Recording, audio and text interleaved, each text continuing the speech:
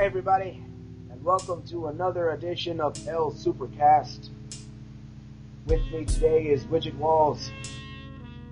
Hi. How are you feeling, sir? Oh, I'm feeling all right. How are you? Quite well. Oh, good. So, we had a rather interesting Super Bowl, did we not? That's what I've heard. Super Bowl, that's the one with the long rackets and that shuttlecock thing, right? Yeah, something like that. Oh, okay, cool. Cool. From what I understand, there were a variety of interesting commercials this time around. Oh, yes. Oh, the commercials. Yes, I do know something about the commercials. I know jack all about sports, so I think jack all is actually a kind of sport, although one that can't be discussed in public. Yeah, that could be that could be for another show, perhaps at a bar somewhere. Supercast, now with more alcohol. Yes. That's when I go on tour. Touring, that's great. Bring the cast to the bar. Coming soon to a bar near you. Yeah, the Supercast World Tour of Finland. I'll have to start with Belgium, so that way I'll get to see concerts and be like, hey, have a beer. Yes. You know what? That would be awesome, just to show up in Belgium and go, where's the beer at? Damn it, I've been paying for it to be imported into the U.S. so much, I want it to be here and cheap. Yeah, just go in there, kick the door open. I'm here for the Supercast, daggnabbit. Give me your beer. This is going to be stimulated. Yes, that's fantastic. I like every bit of it. Oh yeah. I'll think I'll make that the 2012 tour. There you go. I like it. Anyway, you were talking about commercials before we went to Belgium and had a beer. Yeah, that's right. Yes. Out of all the ones that you saw, which ones do you think were the most memorable? Well, I like the Captain America teaser simply because we got to see the shield and we got to see Chris Evans doing his thing, and it actually showed us some stuff. I mean, I thought Thor was good because we got to see Natalie Portman, and anytime I can see Natalie Portman, I'm happy. But there just wasn't a lot new that was revealed in that trailer. Same thing with like Cowboys and Aliens. I mean, there's not a lot new, as opposed to like Captain America, we saw new things. So they weren't bad commercials. You know, it just as far as memorable stuff goes, I'd have to go as far as movies go for the Captain America one. What did you like? The only one that kind of stood out from my point of view was that with the kid as Vader. I figure anything that gives props to Star Wars is okay in my book. That's right, because Lucas sure isn't. Yes. Left for another show. Yes, that's true. Star Wars, a new one. That's true. But Captain America, yeah, this has been rather interesting from my point of view, because I can still remember the first Captain America, and I wonder how he feels about it. Mr. Rev Brown. Is this the guy who had the floppy wings on the side of his head? He is better known as being a man who has been in so many B-movies. Yeah. He's known for his epic yell. That's how he stands out. His epic yell. If you have seen a Rev Brown movie, you will know that he loves to yell, and his yell is rather epic. Yes, that you're talking, of course, about the television movie. I think the 1991 is the one with the floppy ears. I'm not quite sure. He was the first Captain America. Now there was the serials. Actually, Dick Purcell was a Captain America in 1944, and those are fantastic. If you haven't seen any of the old Captain America serials, because they're so overwrought and dramatic and stuff, that sort of thing, it's great. And what I love about the trailer for it's sometimes called The Return of Captain America because they reissued it, basically. it talks about diabolic power. It's like, what is diabolic power exactly? Diabolical power, perhaps, but diabolic power? Was that what Tesla was working on? I want to know. I'm not sure. I don't know. But that kind of power around today. I don't know. But you're right. I think what I would love is a commentary on the new Captain America movie by everyone who's played Captain America in the past. That would be excellent. Which, because Dick Purcell is no longer with us, you've got Reb Brown and whoever did it in the 1990 film. But that would be great. I would pay extra for that. Now, I'm trying to remember. Do you remember when there were the Incredible Hulk movies? Oh, the TV movies? Did he ever meet Captain America?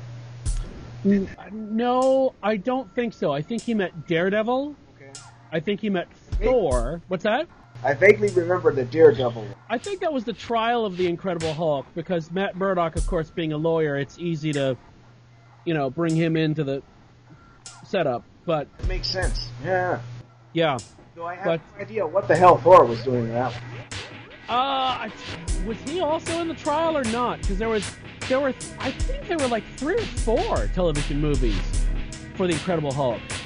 Like Returns and Death of and all this stuff. So, I don't know. I'm pretty sure Thor was in one of them. No, he was definitely in one of them. I just wasn't sure if he was in the trial one or not. Now, this is something interesting. Yeah. How are they going to try to bring these heroes together in the modern age? Oh, well, I mean, the Avengers movie is just... It's your Avengers origin story, where there's some threat. I don't know if it's... in the original comic it was Loki, but you could do whatever. They find Captain America frozen in the ice, which they've already supposedly set up, and bring him forward in time. You got Iron Man, you're going to have Thor, and you just piece it together. It's going to be fascinating to see them do it, because this is the sort of thing that DC Comics wishes they could do, you have no idea, but they can't. I mean, it's what's really hilarious is that Marvel, as a film company, is doing better stuff with their characters as films than they are in the comics, and on top of that, they're actually beating DC to the punch on a lot of this stuff, even though DC is owned by Warner Brothers, which has been around for 75 years or something like that. So yeah, they've been around for quite a long time. Yeah, so it's I think the problem is, how do you do a Justice League movie like was rumored, or how do you even do a World's Finest movie that was rumored for a long time? Because Marvel built their platform on having everything integrated, right? All the heroes could interact and whatnot, whereas DC, it's not so much. I mean, if I think about Spider-Man, I think about Spider-Man being in New York, and yeah, he's got his own rogues gallery, but he's also interacting with other characters, as opposed to Superman. Superman is Superman. I mean, you don't think about guest stars in Superman. At least I don't. So, well, it's interesting with DC. They seem to have a good handle on the animated side. Most of them tend to go that route and are fairly successful. Yeah, I know Marvel's tried that, and I haven't seen all the DC animated, but I did watch, what was the one I saw? Next Avengers, or Avengers Next, with the kid version of the Avengers, which was okay. But yeah, I think it's also going to be interesting to see, not even just animated movies, but DC has been really good with their Batman animated. And I understand they've canceled Brave and the Bold because they're going to try to do a new Batman series more towards the Dark Knight type of Batman than the Silver Age type of haha Batman that they were doing. So it's going to be very interesting to see what they do. It's going to be very interesting to see how quickly the Superman film can get off the ground. I think that's the true test for Warner Brothers and DC, is if they can get the Superman film off the ground with a hell of a lot less time than it took Superman Lives, or Returns, or whatever the hell it was, the fifth film, which took literally, what, like 10 years or something like that of development in some form of fact. That's only when I started keeping track. I'm sure there were many tries before that, but if they can turn this around and get it out 2013, 2014, then maybe they're actually serious about making movies. And I think that basically having, Dark Knight really showed them that, this comic stuff doesn't have to suck, and we can actually make a ton of money off of it. Yeah. Oh, yeah. It still stands out as being as close to a perfect translation as you can get. Yeah, well, but the best part of that about the translation piece is that it's not so. What's the word I'm looking for? It doesn't try to translate word for word, let's say, from the comics. It realizes it's its own thing. Does that make sense? Where it's a lot of movies they forget that they're movies. You know what I mean?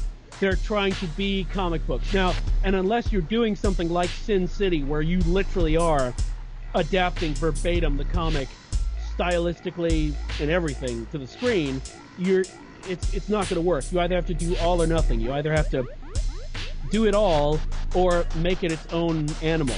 And that's what I think Christopher Nolan did, and did so well. And that's why, and that's why The Dark Knight resonated as much as it did, is because it was something that anybody could latch onto, even if they had no idea who this crazy guy in spandex was. It was the perfect combination. Oh yeah, quite nice. I feel that it came out at the right time, and everybody was like, "Whoa!" Yeah. I mean, even watching Batman Begins, you had no idea he was going to take it to such a level, and such a complex film. The other thing that Dark Knight taught us is that superhero, movies don't have to be simplistic, linear plots with no challenge to the audience. There was a crap load of stuff going on in Dark Knight, but it wasn't overwhelming, and as long as you paid attention, the benefits were huge. So, yeah, it's just one of those things that it's just a really good film. Oh yeah, it's a really good film, even if you take the superhero aspect of it out of it. I mean, it's a crime epic that just happens to have two costumed maniacs in it.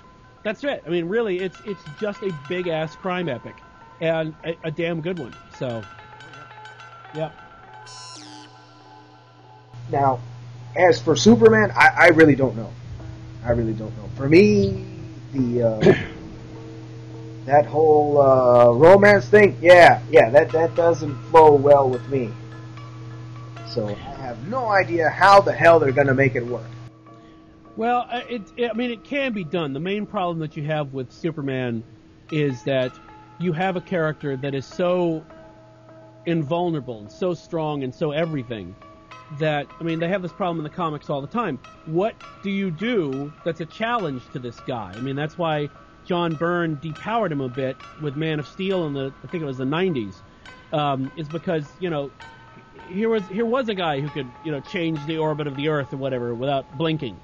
And you say, well, what the hell are you going to throw at this guy that's going to actually be a challenge that he, has to break a sweat about? As you were saying about Superman? Yeah.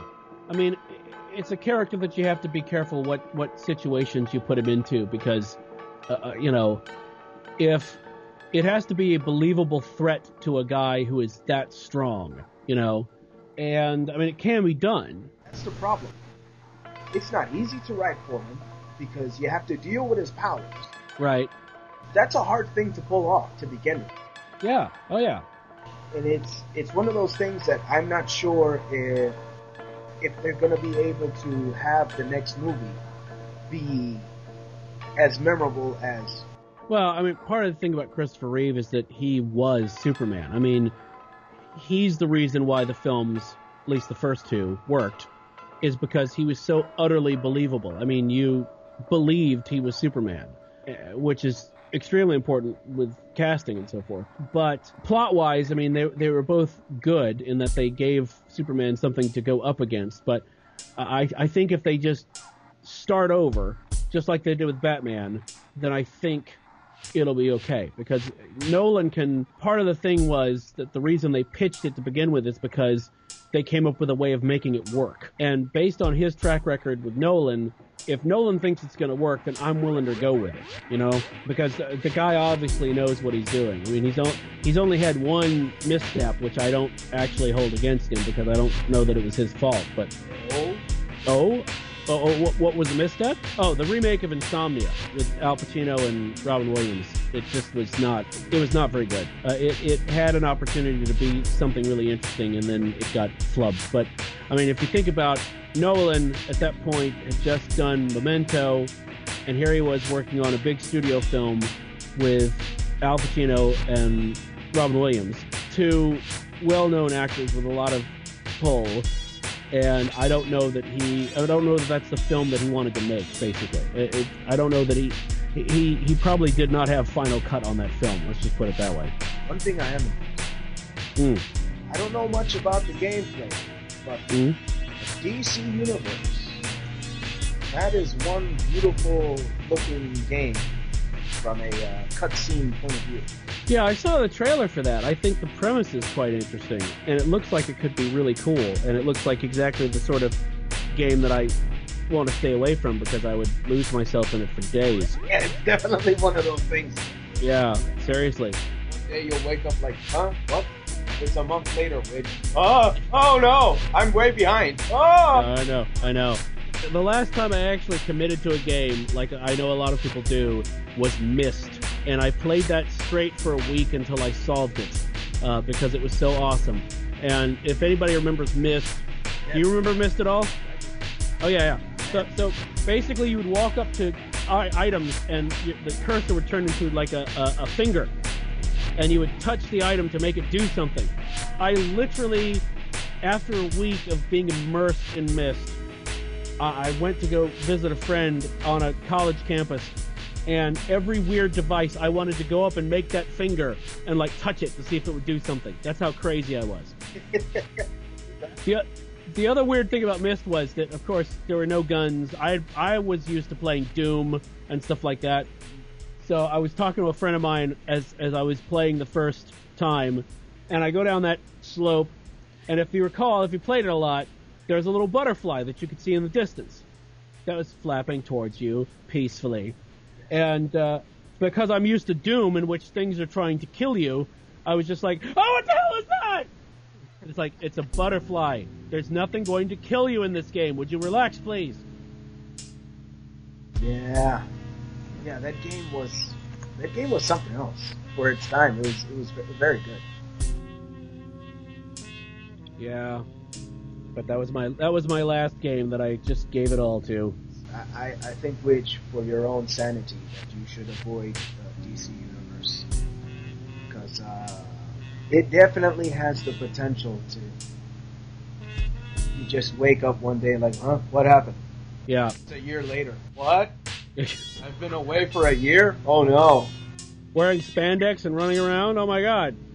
I've become what I feared the most. It happens to a lot of people. It does. I know some of them. Oh wow. That's scary stuff. So, Widge? Yes. We are almost out of time. Oh. Before we go, yes. One last question. Yes. How was your big 100? It was, thank you for asking. It was fantastic. It was a technical nightmare, as any live event online must be. What came out of it, I thought, was splendid time was had by all. Most of us got quite intoxicated, and I was laughing my ass off most of the time because I was having a great time. So I thought it went really well. It was everything and more of what I wanted out of a Weekend Justice 100th episode. Excellent. Most excellent. Yes. You know the drill. Websites. Now is the time to say what up to them. Yes. I would say to everyone, needcoffee.com is where you can find me doing my insanity. And of course, I am Widget, WIDGETT, on Twitter. So you can find me there, and that's what I do for a living. All right, and with that, we are out of here. Take care, everyone. Goodbye. Bye.